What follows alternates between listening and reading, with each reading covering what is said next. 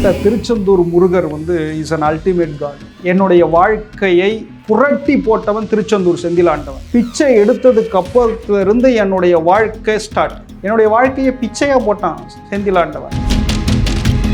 இல்லை இப்போ அந்த 6 படைக்குமே இந்த அமைப்பு இருக்கா? இல்லை, இந்த இதுக்கு மட்டும் இந்த அமைப்பு திருச்செந்தூர் கோயில், திருச்செந்தூருக்கு மட்டும். ஓகே. இப்போ நிறைய பேர் 6 படைக்கும் போயிட்டு வர்றது நல்லதுலாம் சொல்லுவாங்க இல்லையா? அது வந்து என்ன விஷயம் தெரியாம பேசிட்டு இருப்பாங்க. முருகர் மேல இருக்கிற அதீத பக்தியில பேசுவாங்க. நான் 6 படைக்கும் போறேன், ஆனா என்னை பொறுத்த வரைக்கும் முருகர் எங்க இருக்காருன்னு கேட்டா நான் 2 இடத்துல இருப்பாரு.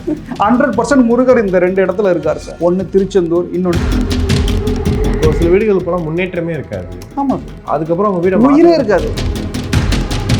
அந்த வட்டி தொழில் என்ன பண்ணணும்னா சில பேர் அழிச்சு ஒழிச்சு எடுத்துரும். எவெல்லாம் லஞ்சம் வாங்குறோன்னா அதெல்லாம் கர்மா வச்சு செய்யும். ஃபேமிலியில் அது என்ன மாதிரி ப்ராப்ளத்தை கொண்டு வரும்? திருமணம் நடக்காது சார், திடீர்னு டைவர்ஸ் நடக்கும், இல்லைன்னா ஆளை தூக்கிடும்.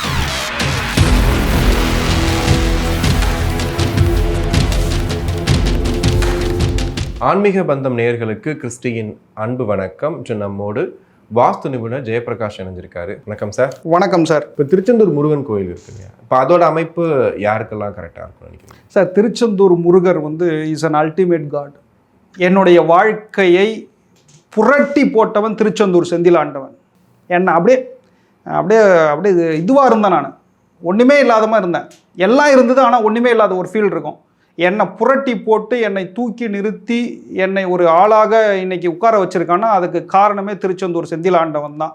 மேற்கு நோக்கிய ராஜகோபுரம், வடமேற்கு மேற்கு அமைப்பே சூப்பராக இருக்கும் அந்த கோவில். இப்போ அங்கே போனால் சில பேருக்கு மாற்றங்கள் வருது. நிச்சயமா உண்டு. எனக்கே வந்திருக்குல்ல, ஒரு சாதாரண எலியன் எனக்கு வந்திருக்கு. நான் பௌர்ணமியில் போயிட்டு ஒரு 5-6 வருஷத்துக்கு முன்னாடி மடிப்பிச்சை எடுத்தேன். மடிப்பிச்சை என்பது மிகப்பெரிய பரிகாரம். பரிகாரம் கிடையாதுன்னு நான் சொன்னேன் இல்லையா? மடிப்பிச்சை என்பது பரிகாரம் சொன்னாதான் நம்மால் நம்புவான். மடிப்பிச்சை என்பது எனக்கு எதுவுமே கிடையாது, என் வாழ்க்கையை சொல்றது. ஆமா, நான் பிச்சைக்காரன், என் வாழ்க்கையை பிச்சையா போடுறேன்னு பிச்சை எடுத்தேன் நான்.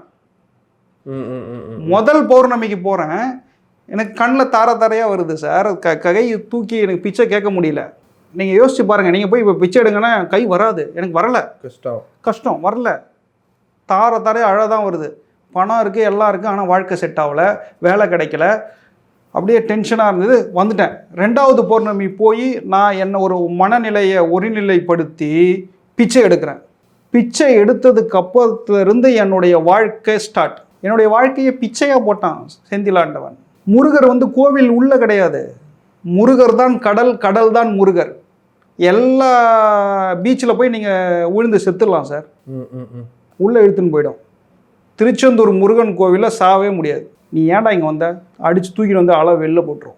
அங்கேருந்து ஒரு 30 கிலோமீட்டர் ஊவரி, அந்த கடலில் கால் வச்சா உள்ளே எடுத்துன்னு போயிடும்.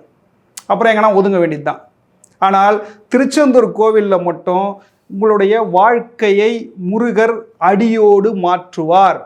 மிகப்பெரிய விஷயம். கடலில் குளிச்சுட்டு சுவாமியை பார்த்துட்டு மடிப்பிச்சை எடுத்தா என்ன நீங்க வேண்டுதல் வைக்கிறீங்களோ அந்த வேண்டுதல் நிறைவேறிவிடும். ஆண்டிகளால் கட்டப்பட்ட ஆலயம் அது.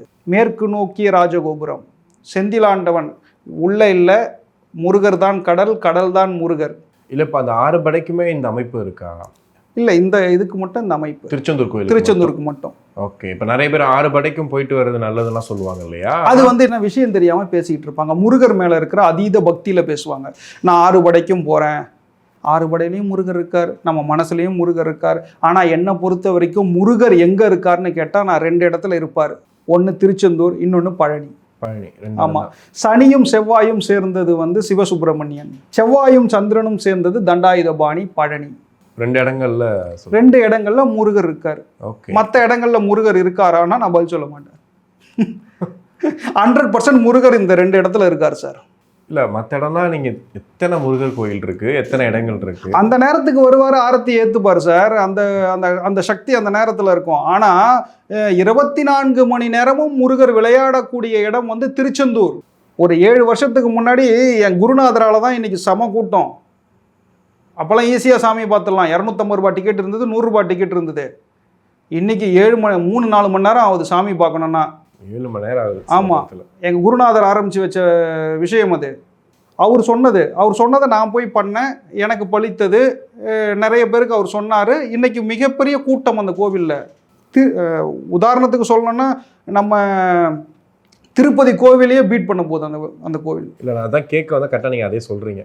திருப்பதி இருக்கு இல்லையா, திருப்பதி போனால் திருப்பவரம் அப்படின்வாங்க. சில பேர் திருப்பதி கோயிலுக்கு போனால் இது நடக்கும் அது நடக்கும்ன்றாங்க. அந்த கோயில் அமைப்பும் பார்த்தீங்கன்னா மலை உச்சியில் அந்த கோயிலோட அமைப்பு, அதுக்கு போகிற ரூட்டே பார்த்தீங்கன்னா நமக்கு வாழ்க்கையில் இருக்கக்கூடிய எல்லா விஷயங்களையும் அப்படி யோசிச்சுக்கிட்டே போகிற மாதிரி தான் இருக்கும். அந்த அமைப்புமே இந்த வாஸ்துவோட கனெக்ட் ஆகிடும். ஷோர். திருப்பதியில் இருக்கிறது யார்? சந்திரன், மனோகாரகன். சந்திரன் ரேஸ் சம்மந்தப்பட்ட இடம். திருப்பதியில் வந்து அந்த உள் பிரகாரத்தில் பார்த்தீங்கன்னா மேலே வந்து சிம்மம் தான் இருக்கும். உள்ளே இருக்கக்கூடியது வந்து அதர்வன காளி, கருமாரி அம்மன்னு சொல்லலாம். பெருமாள் கிடையாது. ஏன்னா போய் நின்ற உடனே சுவாமி ரூபத்தை பார்ப்போம், அப்படி ஜெர்கண்டின்வா வெளில வந்தோடனே பெருமாள் கண்ணை விட்டு மறைஞ்சிருவாரு. இல்லை ஆல்ரெடி அது பெருமாள் இல்லை முருகன் ஒரு பிரச்சனை போயிட்டு. முருகர்லாம் கிடையாது சார், அது அதர்வன காளி சார். ஓகே. பட் ஆனால் இப்போ அது பெருமாளாக தானே இப்போ இவ்வளோ நாட்கள் இருக்குது. உருமாறி நிற்பதால் அது நம்ம பெருமாளாக ஏற்றுக்கொண்டோம். நம்ம பெருமாளாகவே இருக்கட்டுமே. அதையே நம்ம அந்த தெய்வ ரகசியத்துக்குள்ளே போக வேணாம், அது பெருமாளாகவே இருக்கட்டுமே. இல்லை இது மாதிரி நிறைய கோயில்கள் நான் பார்த்துருக்கேன். காளகஸ்தின்னு ஒரு கோயிலாக இருக்கட்டும், அதுக்கப்புறம் இந்த பர்வதமலைன்ற டெம்பிளாக இருக்கட்டும், எல்லா அமைப்புமே பார்த்தீங்கன்னா வித்தியாசமாக இருக்கும். அது இருக்கக்கூடிய இடங்களும் பார்த்தீங்கன்னா பர்வதமலையெல்லாம் மேலே உச்சியில் ஒரு சிவன், அதுவும் சிவலிங்கம் வந்து ரொம்ப சின்னதாக இருக்கும். நம்ம படிக்கட்டு அது பர்வதமலை. ஆமாம். ஸோ நம்மளே பூஜை பண்ணுற மாதிரியெல்லாம் இருக்கும். இந்த அமைப்புகளுக்குமே வாஸ்துகள் சம்பந்தம் உண்டு. ஓகே. ஒரு சில விஷயங்கள் போனால் நல்லது நடக்கும். திருச்செந்தூர் போனால் நிறைய பேருக்கு திருப்பம் நடந்திருக்குல்ல.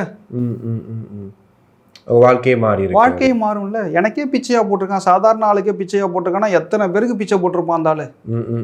எத்தனை பேருக்கு கடன் அடைஞ்சிருக்கும் பழனி போய். உண்மையாக வேண்டணும். சில பேர் நக்கல் பண்ணுறவங்களாம் இருக்கான் இந்த யூடியூப்பில், இந்த ஃபேஸ்புக்கில், இன்ஸ்டாவில். அதுக்கப்புறம் வாழ்க்கையே இன்ஸ்டாவில் நடத்தக்கூடியவன், வாழ்க்கையே வந்து ட்விட்டரில் நடத்தக்கூடிய சில கோமாளிலாம் இருக்கான். அவன்லாம் வந்து இதெல்லாம் போனால் நடந்துருமா, இவர் சொல்ல வந்துட்டார். போய் பாடுறா, உண்மையாக நீ மனப்பூர்வமாக கேட்டு பாடுறா, நடக்கும். பிடிக்கலையா கம்முன்னு போட.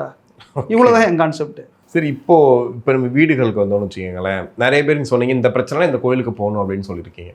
இப்போ பார்த்துட்டு இருக்க நிறைய பேருக்கு நீங்கள் சொன்னதை வச்சு இந்தந்த தப்புகள்லாம் இங்கே நடந்திருக்கு அவங்க வீட்டிலன்னு தெரிஞ்சிருக்கும். அவங்க எந்தெந்த கோயில்களுக்கு போகணும்? இப்போ நீங்கள் சொன்ன மாதிரி எந்தெந்த கோயில்களுக்கு போகணும்? சார் நல்ல கேள்வி சார். கோவிலுக்கு போனால் மட்டும் அது சரியாயிடாது சார். அது என்ன பண்ணும் அப்படின்னா, இப்போ உதாரணத்துக்கு தென்கிழக்கில் நீங்கள் வந்து செப்டிக் டேங்க் போட்டிங்க சார்.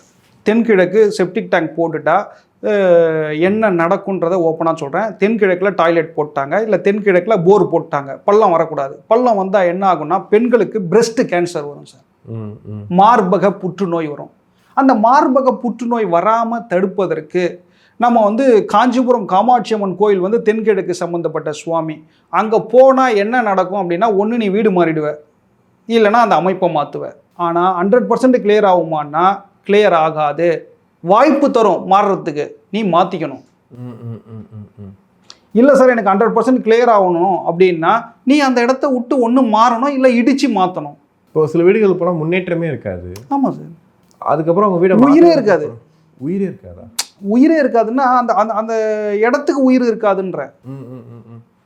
போவோம், உள்ளே இருக்கும்போது ஒரே டென்ஷனாக இருக்கும், வீட்டை விட்டு வெளில வந்தோன்னா சந்தோஷமாக இருக்கும். முதல் மரியாதை படத்தில் நம்ம சிவாஜி கணேசன் வீட்டுக்குள்ளே இருக்கிற வரைக்கும் அப்படியே டென்ஷனாக இருப்பார், வீட்டை விட்டு வெளில வந்தோன்னே ஜாலியாக இருப்பார். அதுக்கு ராதா காரணம் இல்லையா? ராதா தான் காரணம். நான் இயற்கை காரணன்றேன். Okay okay okay sir. வீட்டுக்குள்ளே இருக்கிற வரைக்கும் வடிவுக்கரசி பிரச்சனை, வீட்டை விட்டு வெளில வந்தோடனே ராதா கூட போயிடுவாரு. இல்லை ராதா வந்து அதுக்கப்புறமா தானே வரும். அது வரைக்கும் இயற்கையாக இருப்பார்ல. அவங்க இயற்கையாக தானே வருவாங்க. ஆமாம். Okay okay. எல்லாமே ஒன்றோடு ஒன்று தொடர்புடைய. இல்லை இப்போ நீங்கள் சொன்னது சில பேர் வீட்டில் வந்துட்டு அவங்க வந்து தவறான தொடர்புக்கு போயிடுவாங்க அப்படின்றது சொன்னீங்க. புருஷன் முன்னாடி டிவோர்ஸ் வரைக்கும் போயிடும்னு சொல்லியிருக்கீங்க. அப்படின்னும் போது இப்போ அவங்கெல்லாம் வீட்டை இமீடியட்டாக மாற்றணுமா அப்படிங்கிற ஒரு கேள்வி. அது அவங்களுடைய கான்செப்ட் சார். நான் போய் என்னை கூப்பிடுங்க நான் வாஸ்து பார்த்துறேன்னு நான் சொல்ல முடியாது. அவங்களுக்கு நம்பிக்கை இருந்தால் நம்மளை கூப்பிடுவாங்க. அதே மாதிரி அவங்களுக்கு நம்பிக்கை இருந்தால் சில பேர் மாற்றுவாங்க. எப்பயுமே ஒரு விஷயத்தை நம்ம ஃப்ரீயாக கொடுத்தோம்னா அதுக்கு மரியாதையே இருக்காது. நீங்கள் ஒரு உதாரணத்துக்கு நான் நிறைய பேருக்கு ஒரு 500 வீடு வந்து ஃப்ரீயாகவே பார்த்துருப்பேன். ரீசெண்டாக எனக்கு ரொம்ப ஒரு பிளட் ரிலேஷனு, நான் சொல்கிறேன் டேய் வடகிழக்கில் சில தப்புகள் இருக்குது நீ மாற்றிக்கோன்றேன். அவன் என்ன நக்கல் பண்ணுறான், வாஸ்துலாம் நான் நம்ப மாட்டேன், 20 வருஷமாக நான் இல்லையா அப்படின்றான். சரி நான் போய் தொலை அப்படின்னு விட்டேன். நான் அடிபட்டு வந்ததுக்கப்புறம் தான் நான் வருவான். ஓகே. அப்போ தான் புரிஞ்சுக்கிட்டேன், இப்போ எவனுக்குமே நம்ம ஃப்ரீ அட்வைஸே கொடுக்கக்கூடாதுரா சாமி.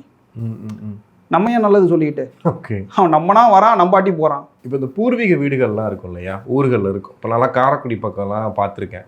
பெரிய பெரிய வீடு இருக்கும், வீட்டில் யாருமே இருக்க மாட்டாங்க, வீடு பூட்டி தான் கிடக்கும். அதுக்குமே இதுக்கு சம்மந்தம் இருக்குது அந்த விஷயம் சார்? சார் அதுவும் வீடு தானே சார், முற்றம் வைத்த வீடு இல்லை சார். இப்போது நாட்டுக்கோட்டை நகரத்தாரெலாம் பார்த்தீங்கன்னா அவங்களுக்கு வந்து ஒரு கிட்டத்தட்ட ஒரு 9 கோவில் இருக்கும், பிள்ளையார்பட்டி அது மாதிரியான கோவில்கள்லாம் இருக்கும். அவங்க வந்து வாணிபம் சம்மந்தப்பட்ட விஷயம், அவங்க வந்து இந்த எதை டச் பண்ணுவாங்க அப்படின்னா இந்த ஃபினான்ஸ் டச் பண்ணுவாங்க, வட்டி. அந்த வட்டி தொழில் என்ன பண்ணுன்னா சில பேர் அழிச்சு ஒழிச்சு எடுத்துரும் சார். ஓகே. அப்போ அவங்க வீடு வந்து முற்றம் வச்ச வீடு. அப்போ முற்றம் என்பது ஐசீலிங். ஐசீலிங் எங்கே வரலாம்? நான் சொன்னேன் இல்லையா, தெற்கு நடுப்பகுதி வரலாம், இல்லை மேற்கு நடுப்பகுதி வரலாம். அப்போது அவங்க நடுவில் தான் வச்சுருப்பாங்க ஐசீலிங், பிரம்மஸ்தானத்தில் வச்சுருப்பாங்க. அப்போ அந்த வீட்டில் யாரையும் தங்க விடாது. ஆனால் வீடு மட்டும் இருக்கும். 4-5 ஆட்சிகள் இருப்பாங்க, கிழங்கட்டைங்க இருக்கும். என்ன பிரயோஜனம்? எல்லாரும் வெளிநாட்டில் இருப்பாங்க. சினிமா ஷூட்டிங் தான் பயன்படுது இல்லையா? சிவகங்கை, நாட்டுக்கோட்டை, அந்த பள்ளத்தூர்லாம் சினிமா ஷூட்டிங் தான் பயன்படுது. மற்றபடி வேற எதுக்கும் பயன்படலைல்ல. அவ்வளோ பெரிய வீடுகள் இன்னைக்கு கட்ட முடியுமா? சாத்தியம் கிடையாது. ஓகே. தவறுகள், சில தவறுகள் இருந்தால் அந்த தவறுகளுக்கு ஒரு குறிப்பிட்ட காலகட்டத்திற்கு அப்புறம் நம்ம வாழ முடியாது அந்த வீட்டில். இது அந்த வீடு பேசும். ஓகே. நம்ம கண் கூட பார்க்குறோம் இல்லையா? நிம்மதிக்கும் இதுக்கு சம்மந்தம் இருக்கா? Sure sir. நான் ஆரம்பத்திலே ஒரு விஷயம் சொல்ல மறந்துட்டேன். வாஸ்துவுக்கும் பணத்திற்கும் சம்பந்தம் கிடையாது. யாராவது நான் வாஸ்து பார்த்து கொடுத்துட்டா நீ கோடீஸ்வரன் ஆயிட்டேன்னு சொன்னாங்கன்னா அவன் வந்து டுபாக் ஒரு ஃப்ராடுன்னு அர்த்தம். அதான் கேட்க வந்தேன். ஏன்னா வாஸ்து பார்க்காம எத்தனை டாஸ்மாகில் பணம் கொட்டுது. வாஸ்து பார்த்தா குடிச்சின்னு இருக்கான், வாஸ்து பார்த்தா கல்லா வச்சிருக்கான். வாஸ்துவிற்கும் பணத்திற்கும் சம்பந்தம் கிடையாது. வாஸ்து எதுக்குன்னா மன நிம்மதிக்கும், படுத்தா தூக்கம் வரணும், ஒரு பாசிட்டிவ் வைப்ரேஷன் இருக்கும், இதுக்கு தான் வாஸ்து. அப்போது மன நிம்மதியும் பாசிட்டிவ் வைப்ரேஷனும் உள்ளே வந்துட்டா நீ பணம் தானாக பண்ணிட போகிற. அப்போ நீங்கள் கேட்கலாம், அவனும் பணம் பண்ணுறானே, அவனும் பணம் பண்ணுறான், அது இழப்புடன் கூடிய வெற்றி. ஒரு பக்கம் திட்டிகிட்டே தான் இருப்பாங்க. அவன் வீட்டில் ஏதாவது அப்போலோக்கோ எம்ஜிஎம்க்கோ இல்லை வந்து ட்ரிபிள்எம்லேயோ மொழி எழுதிட்டு இருப்பான். இப்போது உதாரணத்துக்கு வட்டி சொன்னேன். ஒரு யார் வீட்டிலலாம் வட்டி இருக்கோ, யாரெல்லாம் வந்து ஃபைனான்ஸ் பண்ணுறானோ அவன் வீட்டிலலாம் திருமணம் நடக்காது சார். ஓகே. வட்டி கூடுறவங்க வந்து அழிச்சு ஒழிச்சு எடுத்துரும். நீங்கள் ஃபினான்ஸில் எவ்வளோ சம்பாதிக்கிறீங்களோ அவ்வளோ 3 மடங்கு நீங்கள் விட்டுருவீங்க. அது வந்து கர்மா சார். Yes sir. அவன் 2% இன்ட்ரெஸ்ட்டு, நான் சொல்கிறது 20 வருஷத்துக்கு முன்னாடி. இப்போல்லாம் வந்து 3%, 5%. அப்படியே மனசை வெந்து கொடுப்பான் அந்த வட்டி கொடுக்கும்போது. அப்போ என்ன ஆகும்? அந்த கர்மா அடிக்கும். நம்ம வீட்டில் கேன்சர் வரும். ஓகே. நம்ம வீட்டில் டக்குன்னு ஹார்ட் அட்டாக் வரும். அப்படி பார்த்தா இப்போ ஈஸியாக இப்போ லஞ்சம் கொடுக்குறதும் சரி, லஞ்சம் வாங்குறதும் சரி, அது ஈஸியாகிடுச்சு சார். அவன் வீட்டில் நல்லா இருக்காதுல்ல. அவன் வீட்டிலலாம் பார்த்தீங்கன்னா பெண்கள் நல்லா இருக்க மாட்டாங்க. யார் வீட்டிலலாம் லஞ்சம் வாங்குறாங்களோ அவங்க வீட்டிலலாம் வந்து திடீர் மரணம், நிறைய டைவர்ஸு, இதெல்லாம் எங்கே நடக்குதோ அவங்களாம் லஞ்சம் வாங்குவான் சார். இப்போ உதாரணத்துக்கு சப்ரிஜிஸ்ட்ரார் ஆஃபீஸ் எடுத்துப்போம். உள்ளே நுழைஞ்ச உடனே லஞ்சம் இல்லாமல் பண்ண முடியுமா? நான் இதுக்கு ஒரு ரிசர்ச்சே எடுத்தேன். உள்ளே உட்காந்துட்டு இருப்பான் ஓஏ, அவனுக்கு ஒரு 100 ரூபா. அந்த ஃபோட்டோ எடுப்பாங்க, அவனுக்கு ஒரு 100 ரூபா. பத்திரம் பதியணும், ஒரு பத்திரத்துக்கு ஒரு சப் ரிஜிஸ்ட்ரார் வந்து 1000 ரூபாய் வாங்குறாரு. ஓகே. நீங்கள் ப்ரூஃபோட சொல்கிறீங்க? ப்ரூஃபோட 1000 ரூபாய் வாங்குறாரு. இது இல்லைன்னு சொல்லுங்களேன் பார்ப்போம் ஒருத்தனாவது. 1000 ரூபாய். அதுவே வந்து அந்த வீட்டை வந்து நீங்கள் வெளியில் வந்து பார்க்கணும் அப்படின்னா ஒன்று 25,000 ரூபாய் பத்திரம் வைக்கணும். அப்படி இல்லைன்னா என்ன பண்ணுவாங்க? களப்பணின்னு வருவாங்க. களப்பணி வரும்போது ஒரு 2000, 3000 நீங்கள் கொடுக்கணும். சர்வேக்கு வரும்போது கொடுக்கணும். அப்போ ஒரு பத்திரத்தை நம்ம உள்ளே போயிட்டு வெளில வரும்போது ஒரு 3000, 4000 லஞ்சமே போகுது. நான் சொல்கிறது மினிமம் 30,000, 3 லட்சம் வரைக்கும்லாம் போகுது சார். நான் ஓப்பனாக கேட்குறேன், பட்டா வாங்குறதுக்கு 5000 ரூபாய் கொடுக்காம இது வரைக்கும் தமிழ்நாட்டில் எவனாவது பட்டா வாங்கியிருக்கானா? ஒருத்தனை சொல்லுங்கள். ஒரு தாசில்தார் நான் யோகியன்னு சொல்லுங்கள் பாப்போம். எவெல்லாம் லஞ்சம் வாங்குறோன்னா அதெல்லாம் கர்மா வச்சு செய்யும் சார். ஓகே. அவங்க ஃபேமிலியில் அது என்ன மாதிரி ப்ராப்ளத்தை கொண்டு போகணும்? திருமணம் நடக்காது சார், திடீர்னு டைவர்ஸ் நடக்கும், இல்லைனா ஆளை தூக்கிடும் சார். லஞ்சம் வாங்குறது, லஞ்சம் ஒழிச்சு எடுத்துரும் சார். இப்போ இந்த மாதிரி தொழில் இருக்குல்ல, இப்போ வட்டிக்குன்னு சொல்கிறீங்க, நிறைய பார்த்தீங்கன்னா நிறைய இடங்கள்ல இதில் தான் நான் இன்னொரு விஷயம் முடிச்சிடுறேன். இதில் தான் என்ன பண்ணுவாங்கன்னா நிறைய இந்த கரூர் சைட்லாம் வந்து நிறைய ஃபினான்ஸ் பண்ணுவாங்க. அவங்க ஓப்பனாகவே என்கிட்ட நிறைய ஃபினான்ஷியர்லாம் எனக்கு பழக்கம். அவங்களாம் சொல்லுவாங்க 1% வந்து சுவாமிக்கும் 1% வந்து மருத்துவத்துக்குமே எடுத்து வச்சுப்பாங்க. அவங்களே எடுத்து வச்சுப்பாங்க. நிறைய எனக்கு ஃபைனான்ஷியர்லாம் எனக்கு நிறைய பழக்கம். அவங்க சொல்லுவான், சார் எனக்கே தெரியும், நான் 1% எடுத்து வச்சுக்கிட்டேன், என்ன நடக்க போகுதுன்னு தெரியும், ஆனால் எனக்கு தொழில் தெரியல சார், வேற என்ன பண்ணுறதுன்னு எனக்கு தெரியல சார்ன்றான். கண்டிப்பாக சார், நிறைய விஷயங்கள் பேசணும். உங்களை எடுத்துக்கோங்க. நன்றி. நல்லது சார்.